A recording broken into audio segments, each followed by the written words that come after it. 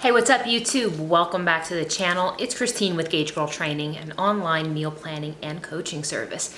Today's video, I'm going to give you guys my nutrition tips for the pear-shaped endomorph. So let's get started.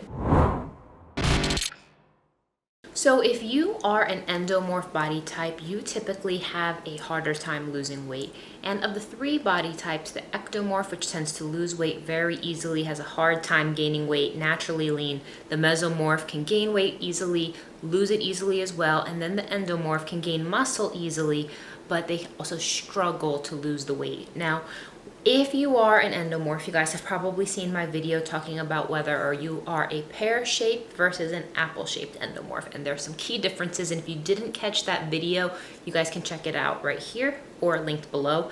Now, this video specifically, I want to talk about nutrition tips for my pear-shaped endomorphs. These are the folks who have a tendency to store more of their body mass on the hips, the glutes, as well as the thighs, and maybe the lower belly just a little bit. So if this is you, listen up to these nutrition tips that are going to help you with your journey.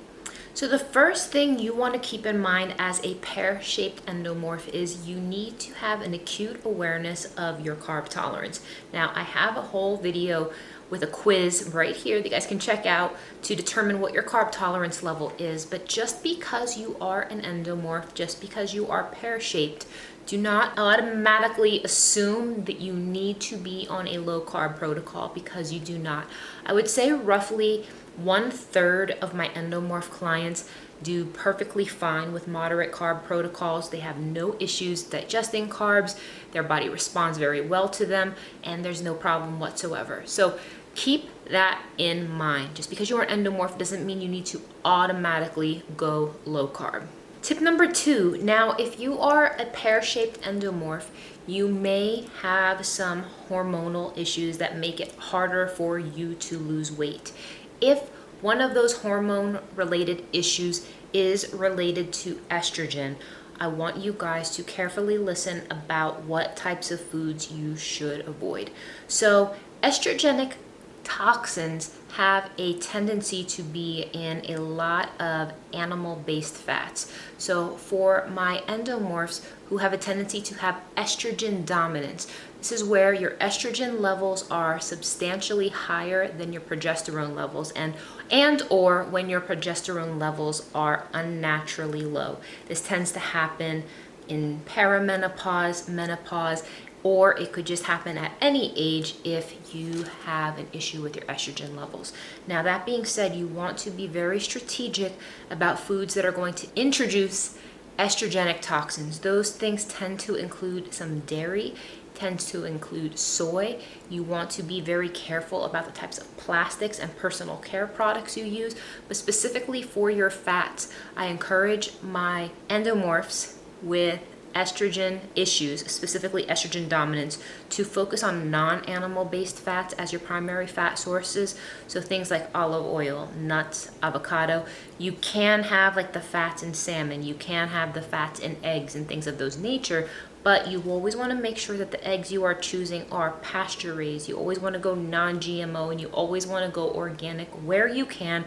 And for this reason, it will help you stay away from estrogenic toxins, which will put your body in a state of estrogen dominance, which does in fact slow fat loss down and make it extremely challenging for you to lose fat. It makes it extremely challenging for you to gain muscle when that is a circumstance in your life. Tip number 3 for my pear-shaped endomorphs. You guys are not going to like this, but you guys need to be very mindful of alcohol consumption.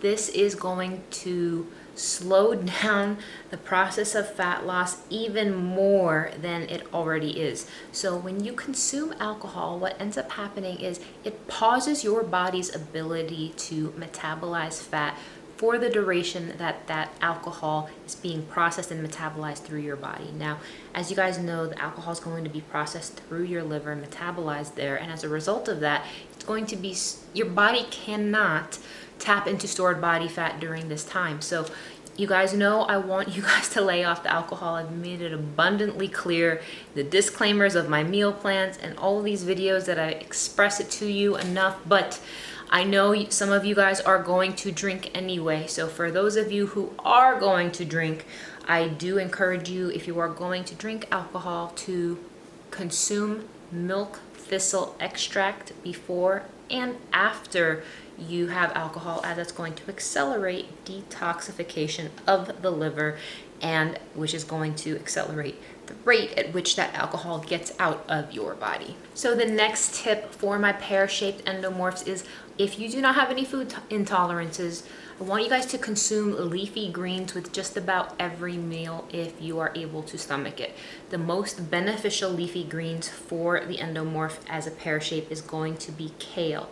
You're going to do very well with spinach, Brussels sprouts, broccoli, as well as cauliflower. This group of vegetables, which is cruciferous vegetables, but in addition to the kale and leafy greens, contain a compound called indole 3-carbinol. It's also shorthand, chemically speaking, as IC3.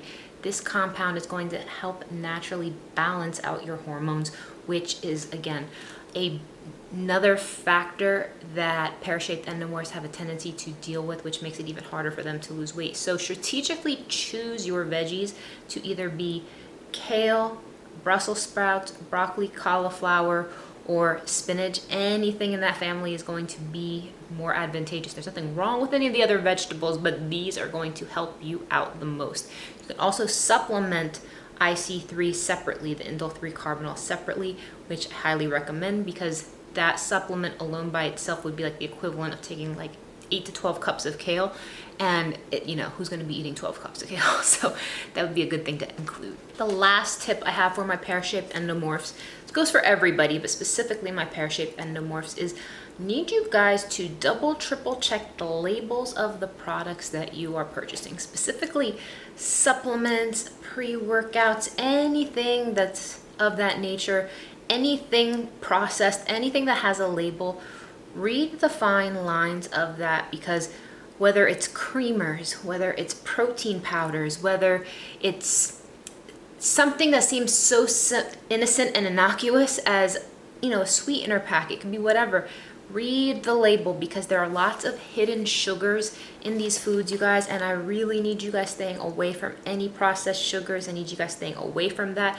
I once had an endomorph client who just wanted to have something as basic as tea, and we looked at the label, and there's hidden sugars in that, guys. So read the labels, avoid any hidden sugars. Now, you can have natural sugars as a part of a healthy meal plan that are like naturally occurring in fruit, low sugar fruit, but you cannot afford to have these insulin spikes. You cannot afford to have any extra that has not been accounted for. So don't go for these basic foods thinking that they're safe and healthy when they technically should be, but they have hidden ingredients that you are not aware of. So guys, I hope you guys enjoyed this video. If you have questions about what you should be doing as a pear-shaped endomorph, comment below or visit gaugegirltraining.com and order a custom meal and training plan. So take care, guys, and I'll see you in the next one.